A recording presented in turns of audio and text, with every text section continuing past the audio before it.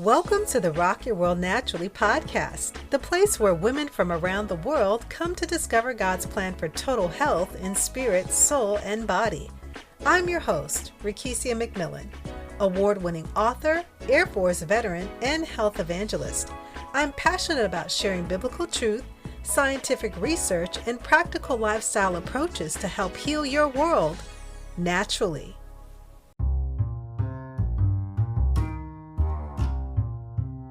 You're listening to podcast episode 40. Is what you're saying making you sick? Your words and the mind-body connection.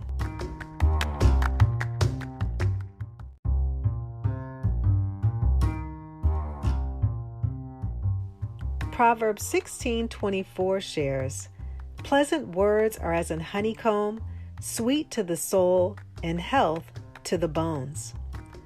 The scriptures declare that pleasant words are as an honeycomb, sweet to the soul and health to the bones. When I first read these words, I was mesmerized. For some reason, I was surprised and pleased that the scriptures from thousands of years ago were stating something that science had fairly recently confirmed.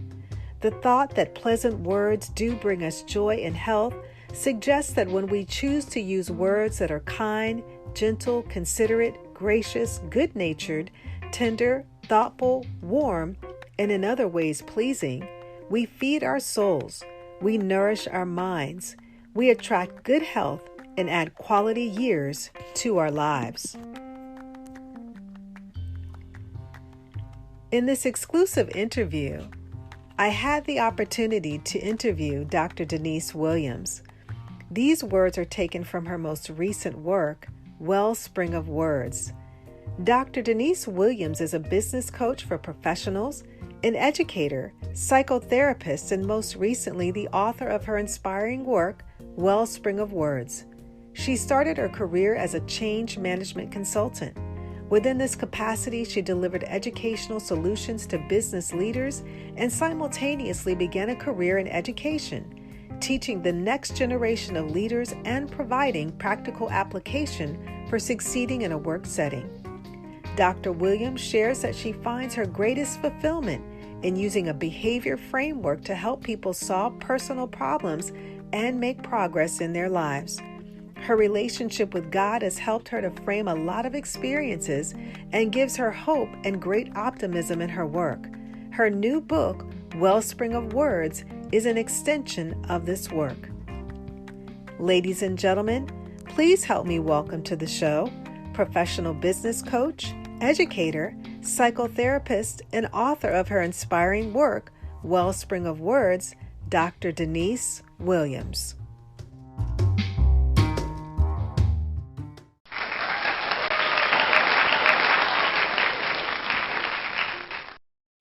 Thank you so very much for having me.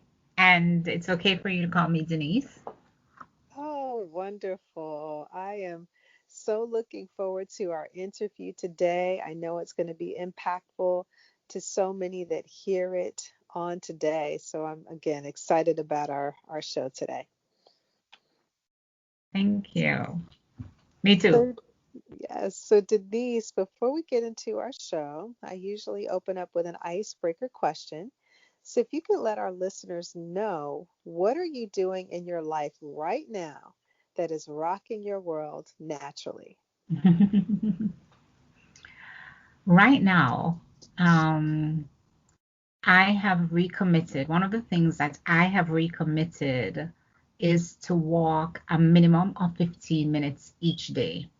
And I did it because I talked to my clients about the importance of movement. And recently, there's one client who just doesn't is not consistent, and I kind of challenged myself by challenging her. I said, I want you to do 15 minutes a minimum each day, and I will do it with you. And so I've just decided to do that. And it's awesome, especially if I do it at the start of the day. Oh, I love that. And I'm a walker as well. And that is one of the best forms of exercise that we have as far as getting a total body workout. It not only helps to increase our body function, our body movement, but also it brings a lot of mental clarity too, just to kind of clear the mind, giving you that break in the day to kind of take that mental breather, so to speak. Absolutely. So that's another reason why I enjoy walking. It does clear the mind. It does clear perspective. It does strengthen the body, the physical body in many different areas. And it does re-energize. And being outside, especially on a sunny day, just does glorious things for me, and I'm able to see so much around me. So that really is very powerful. And then there are other things that I'm doing, like participating in hobbies, like crocheting, and I'm also listening to audiobooks. Oh, that's awesome. I haven't seen my mother. She used to crochet a lot when we were younger. So I haven't run across too many people that still are doing that. So I'm sure you find a lot of enjoyment, in that particular hobby as far as crocheting. Mhm. I do. I do. I give gifts of blankets to people. Oh, nice, nice. And I know with the audiobooks too, I know a lot of people always say, I don't really have time. I don't have time to read. But with the audiobooks, it really, whether you're on the road or whether you're walking, you can always listen, to something positive to feed the mind. Yes. And so, speaking of feeding the mind, Denise, you have recently authored and published a book, Wellspring of Words. So tell me a little bit about how this journey to you writing your book began. And it has been a journey. Um, I became many years ago aware, and some of the things that I'm telling you are actually in the book. I became aware many years ago about the impact of words and how people used it in a very practical way, probably without realizing. And one of the things that happened, two things happened from one person. One friend of mine, which I wrote about in the book, her name is Joy, and she told me that she awoke this one morning, and she was making breakfast for her young child, who was, I think at the time, maybe just starting high school. He was very young, and she felt a tight pain in her chest. Um, Thought she was having a heart attack because she had chest pain, tightness, tingling in the arms, and just real discomfort. And she just said, I do not want my child to come downstairs and see me dead. I do not want to be in distress. And she prayed, God, please let me live to see my child finish college. And I want to live. And I won't get into more of the story, but subsequent to say she's still alive now. What she did in that moment, guided by her thought, I want to live, she sat at the table and she slowed her breathing so that she would not give in to panic. And she just kept repeating, I want to live, I want to live. And I was actually taken by that, the power in what she had done, because I thought the normal thing to have done would have been to really panic and think, oh my goodness, something bad is happening to me. And then a few maybe years after, same friend, she and I were talking, and she said to me, you're a pessimist, acting like a realist. And Mm. then the light went on. I'm like, I'm not a pessimist. I'm very optimistic. And it forced me to really turn on the light on my own words, my own language. And I started to recognize how I was using words in a very damaging way, toward myself mainly, And then I started also to see how other people were using words, mostly to themselves, but also to other people, because whatever we practice doing, that's what we get really good at doing. So Mm. that was, I think, the beginning of this book, Wellspring of Words. Wow. And so, as you were just sharing her experience, as she was going through this, she's in physical distress, thinking Mhm. she's having a heart attack. And so, saying a prayer and then releasing her words, saying that she wanted to live, Yes. this goes right in line with the scriptures in Proverbs 18:21. Death and life are in the power of the tongue, and they Yes. that love it shall eat the fruit thereof. And Yes. so the power of our words has the ability to produce the fruit that we are speaking, whether that is beneficial or whether it is negative. And so that is, yeah, an excellent example of how her words produce that fruit of life, Mhm. at that very moment. Mhm. Isn't it? And thank you for just reinforcing that, because I think sometimes people think it's magical, like, I'm just gonna say it and it's just gonna come into being. And it's I don't think it's magic. I think it's much more than that the book goes into. But I think when you said she released it, she Mm. said she prayed, I want God, help me to live to see my child graduate college. She said, I want to live, right? So she reinforced what she really wanted. And then she sat and she breathed, right? All the time. It's almost like the words that she spoke became a goal for her, a target, a North Star. This is what I want to accomplish. This is what I want to achieve. And so that she became focused on it. Yeah, and I think that's a lesson, for all of us that Mm-hmm. whether we're going through a health challenge or whether it is something in particular that we are facing in our individual everyday life, we have to ask the question, how am I approaching this matter with what I'm speaking? And many times, goals or things may not come to pass or come into being in our lives simply because we're saying the wrong thing. Yes. And so your book truly does focus on, the power of our words and really gives us so many tools and really help us to understand that we are equipped with one of the most powerful abilities that God has given to us by the words that we're actually speaking, because we're created in His image. And so He created the world with words. So, Yes. we create our world with words. You have put it very succinctly. Um, I believe that the scriptures, when in Genesis it says, and the Lord said, right? And God Yes. said. Yeah. I believe that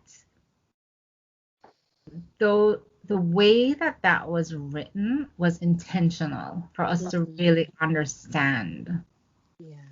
the power in words, because I believe that the scriptures could have also said, God created the heaven and the earth. God created the light and the darkness. God created herbs and flowers and animals and man and woman.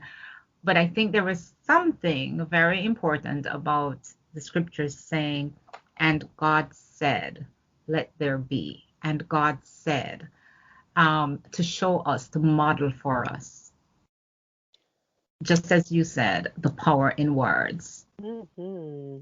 And it is such a great model. It's a very simple one. And um, if we put it into practice, and like you said, it's not something that's magical or mystical, No.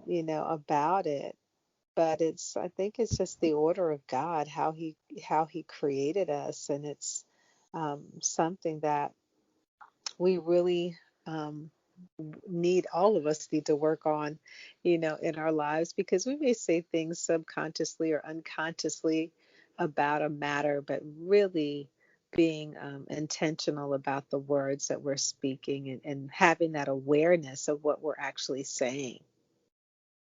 Yeah, 100%. I Hmm. think of words sometimes as seeds, you know. Hmm. The way sometimes I garden. That's another thing that I do. Sometimes I garden. And recently I was, kind of like revising my garden and pulling up.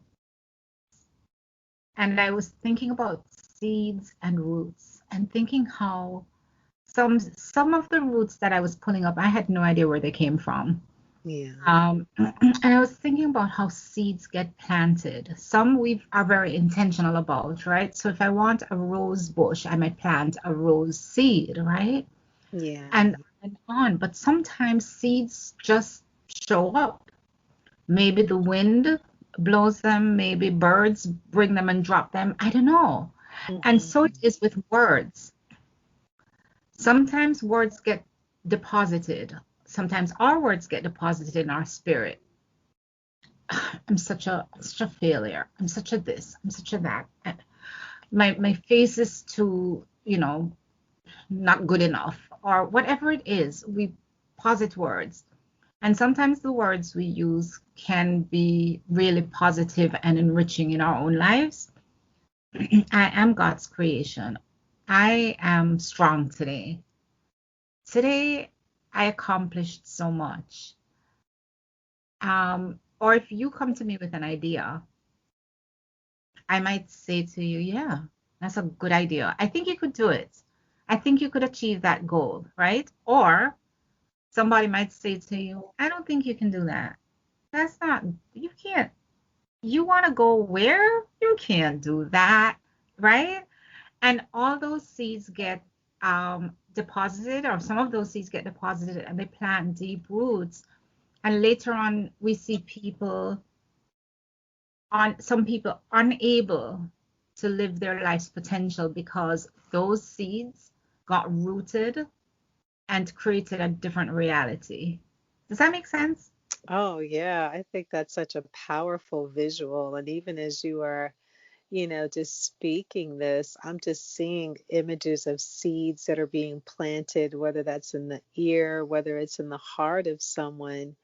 And just over time, it grows and it produces, how we think about situations, or even our own personhood, how we view ourselves, how we see ourselves. It's kind of like, weeds. If certain Mhm. weeds aren't taken care of, if they're not, uprooted and pulled out, you could have a beautiful green, luscious lawn, but that one little weed, if it's, not taken care of, before you know it, you'll have weeds planted and spread Yes. all over the place, because that wasn't addressed, it wasn't pulled out, it wasn't uprooted. And I think it's the same way with words. And I think that's, an excellent analogy, referring to seeds and words. It's an excellent analogy. Thank you. When I'm in the garden, I come up with all these analogies because it's just interesting. And you are absolutely right with weeds. How weeds can, when you think about weeds as pernicious words, how they can take over until sometimes you might not even be aware of the difference between the weeds and the flowers or the plants or the grass that you actually planted. And that's when, in my mind, words become pernicious, words become dangerous, Hmm. when we're Oh. no longer able to see the difference. Hmm.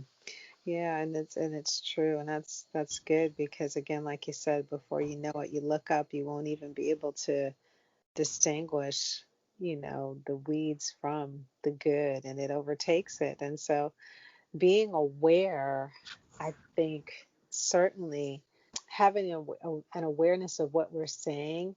And as we're saying it, one of the things that you shared in your book in chapter 5, when you talk about, renewing of the mind. And I think so many individuals that we have to practice this, I think, on a daily basis.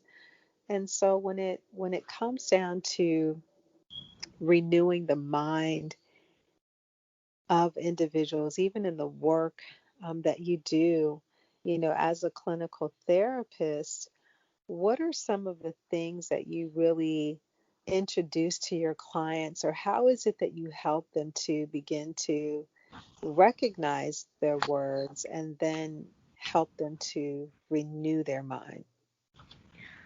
So in chapter 5, it actually talks about how the words, the quality of our words impact our physical, our mental, our spiritual selves. And I will say that maybe the biggest surprise for me was DNA, the impact to our DNA.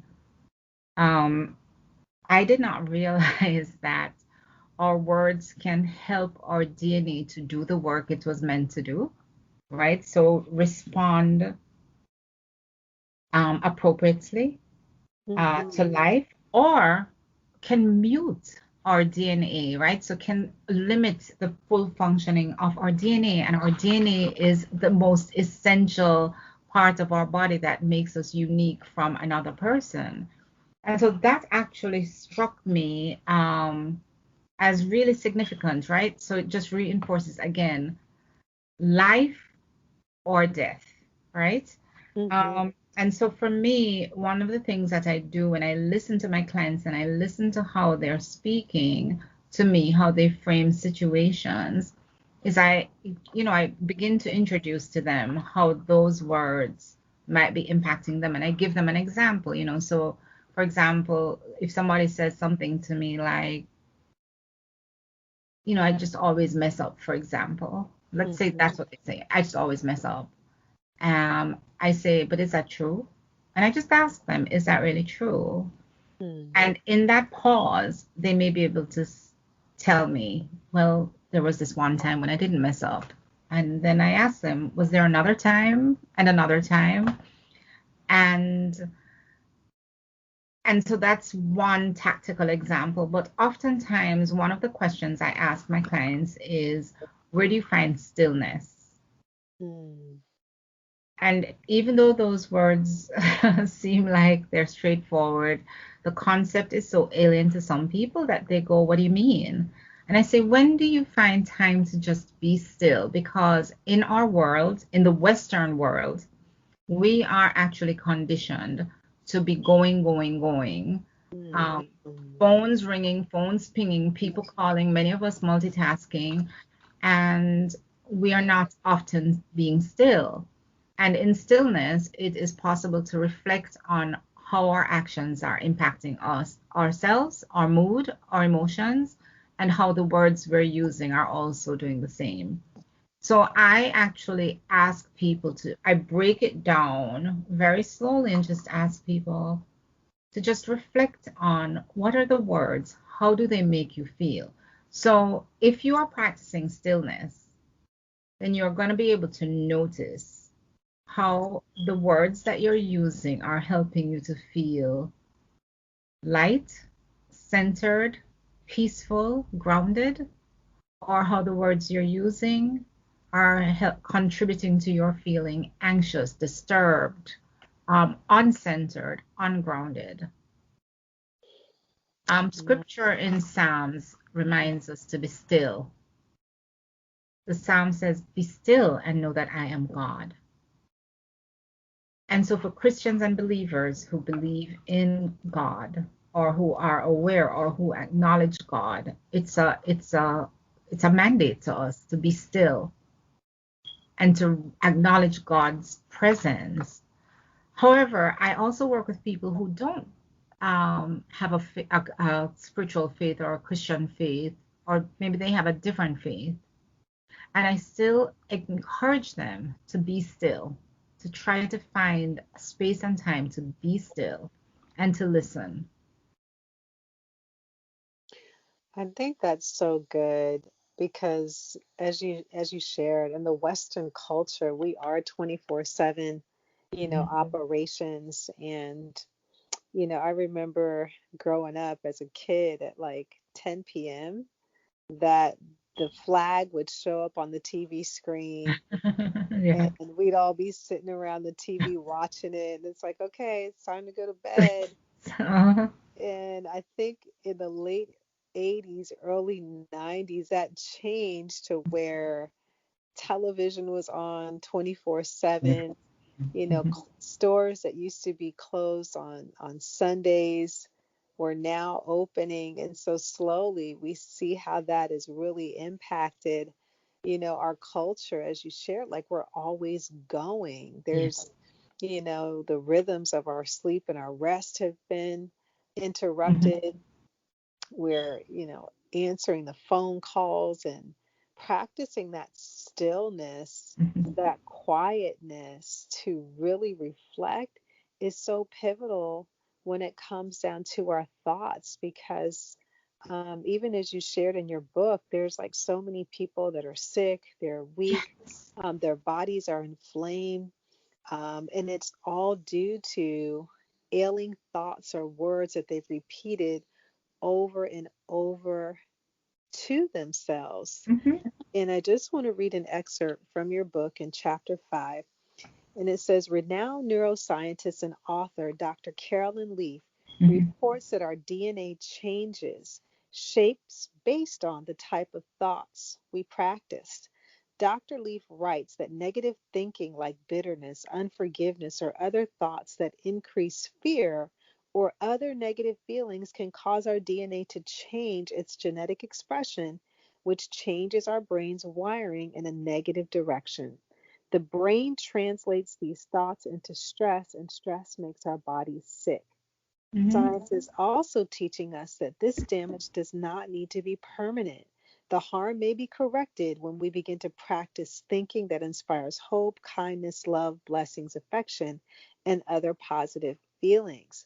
So, as you were talking, creating that space, creating that moment where we can be in an environment that is positive, but we're also taking that time to reflect on what we're thinking, because many people don't realize the sicknesses, the illnesses, the ailments that they're experiencing in their physical body. Oftentimes we hear that body mind soul connection, Yes. which is so true. And this is a primary example of it, and why creating that space for silent reflective time is essential. It is. It really is. And when you read it, I will just say that every single time I read this book, and I've gone through it several times, um, Hmm. it it excites me and it Hmm. energizes me because it's almost like even though I wrote it, I Yeah. am reminded that, yeah, science is also teaching us that this damage does not need to be permanent. Hmm. And therefore the book, right? Because Yes. first become aware that this is what's happening and we can reverse this. We each Hmm. of us has the ability to reverse. We can make a change and all we have to do is just start. Just start. Absolutely. And I think that's a perfect segue when you said that we all have the ability to, the power to change. That segue that leads into the there is power in our I am. Can you talk a little bit about that, Denise, and the Yes. power of I am? So I work um, with individuals who are challenged by very varying emotional struggles, mental health issues. I work mostly with, depression, people with anxiety, etc. And when I listen to them, I hear a common theme of how they see themselves, how they regard themselves. and they regard themselves in most negative ways. So one woman in particular, I remembered meeting her, and I remembered she said some things to me about herself, and I said, "Where did you hear that?" Because it was just so outrageous, and it was a belief she had in herself. Um, and I said, and she got it because somebody else, an authority, basically, had said that to her, had used those words to describe her. And it got me thinking. I said, what if you were to think of, because I always think when we think about ourselves in negative ways, there are other things, right? God created us and God called us very good. He called this creation very good. That's something that is very early on in the scriptures. And throughout the scriptures, we hear that God calls us blessed. He calls us fearfully and wonderfully made. God calls us qualified. God calls us valued. God calls us joint heirs with Jesus. And so I don't see in the scripture God calling us these terrible, pernicious, negative, ways. Mm-hmm. And so I started saying, what if you were to, what are your strengths, right? Let's talk about your strengths. Let's talk about the best of you. And what I started realizing is that when I challenged individuals, they were able to come up with one or two positive ways that they saw themselves, or one or two positive ways that other people had used to describe them that they could connect with. And so, is it possible that early on we understand that maybe we're kind, maybe we're funny, maybe we're intelligent, maybe we're smart, but over the years, over time, other words have kind of taken over and made us feel less than. And we started buying into those negative words. And so, with the front of the book, focusing on there is so much power in the words that you use, right? There's power in your words to bless. There's power in your words to encourage. There's power in your words to uplift and motivate and bring smiles and live. There's also power in your words to destroy and to break down and to hurt and to bring illness and sickness. So why don't we use the words to describe you that are going to uplift and encourage and be a blessing to you and motivate you and give you drive and give you energy and give you the desire to want to live and to want to live your best life. And so that chapter focuses in on how can an individual use words to describe themselves that will help them to lead a more powerful life. Mm. And that's so good, because I think that whether someone heard a negative word stemming from their childhood, teenage years, you know, my experience has been that I once heard a professor say that if we can help the younger ones heal at a younger age, then the things that we see even in adulthood when people are believing these negative beliefs about themselves, it would be a totally different outcome or Yeah. um, approach to the work that therapists do. And so really helping people to understand that they can have the power to change and take the negative words that have been, spoken over their lives, or even that they're speaking over their lives, and beginning to turn the situation around by making those positive affirmations about who God says that we are. Mm-hmm. It makes a world of difference, because some individuals really may not even know or understand who they are. So until they can understand who they are and having that God perspective and beginning to speak those things that He says that we are, it can really change, the trajectory of their whole life. Well, absolutely. Absolutely. And in that chapter, I include a few very small number Mhm. of who God says we are, you know. I am light. I am powerful. You know, what does it mean? What if I walked through life every day practicing saying, I'm powerful, I have power, you know, or I am light, or I am beautifully made? What if every single day I walk through life practicing that? Mm. I will tell you, I use this example of the Queen of England. Yeah. And I talk about the Queen of England, and I say this woman has been queen for most of her life because she became queen at a young age, maybe like in her early 20s or late teens. I'm not even sure when. Yeah. And since then, many decades later, the monarchy is regarded in a very different way. Yes. There are many people who think the monarchy is irrelevant, it's outdated. There are some people who don't like the queen. There are some people who have all sorts of negative things to say about the queen. Yet, every time I see the Queen of England on television, she walks like a queen. She Mhm. speaks like she is a queen. She is not she does, she's a queen Yeah. because this is something that she has known Mm. and has been reinforced in her life, all her life, right? She is the queen. And before she was the queen, she was the daughter of Yeah. the king. I love it. Yes. Regardless of what anybody says about the criticism of any person. And that is what I wish for us, is that we know who we are, because, by the way, I just got that. We are the daughter of the king. Yes. I love it.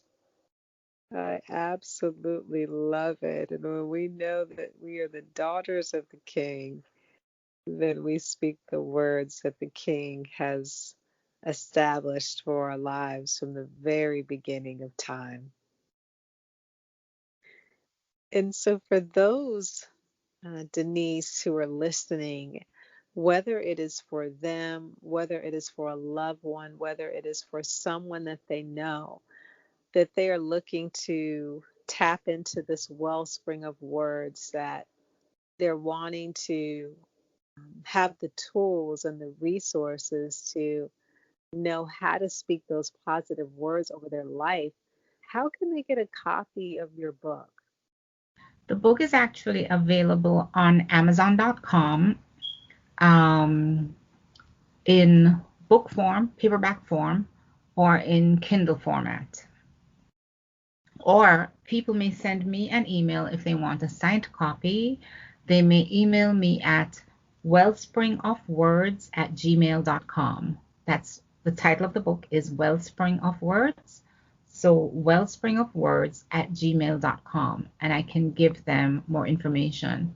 But for people who are outside of the US, um, and they have access to Amazon.com, I encourage people to go onto Amazon.com to purchase your own copy. Outstanding. And are there any parting words that you would like to leave our listeners with today, Denise?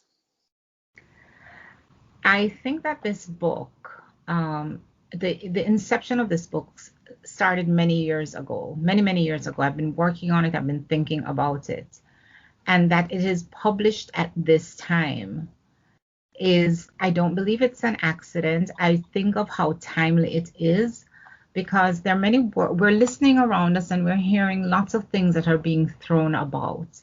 And I just really know that I use the title Wellspring of Words because I think of a wellspring, and the dictionaries describe a wellspring as a source. And that's why I want people to just pay attention to the words we're using.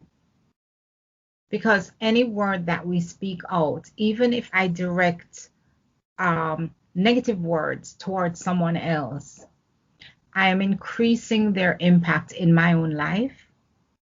And so I just really would like people to be much more intentional, much more willing to try to be a blessing with their words to themselves.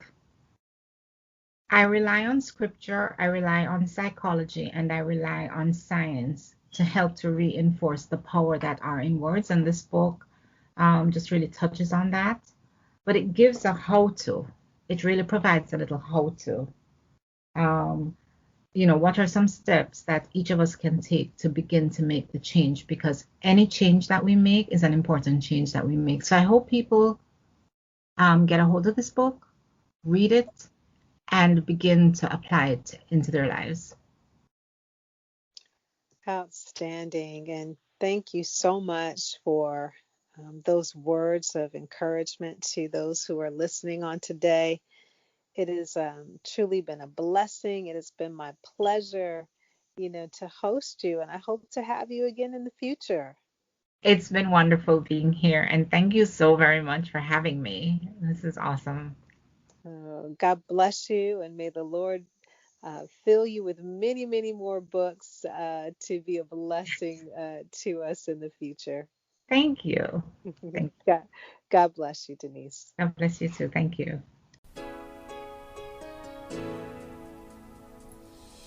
For health tips, total health education, and inspiration, visit rockyourworldnaturally.com, on Facebook and YouTube, Rock Your World Naturally, and on Twitter, Rock Your World 28.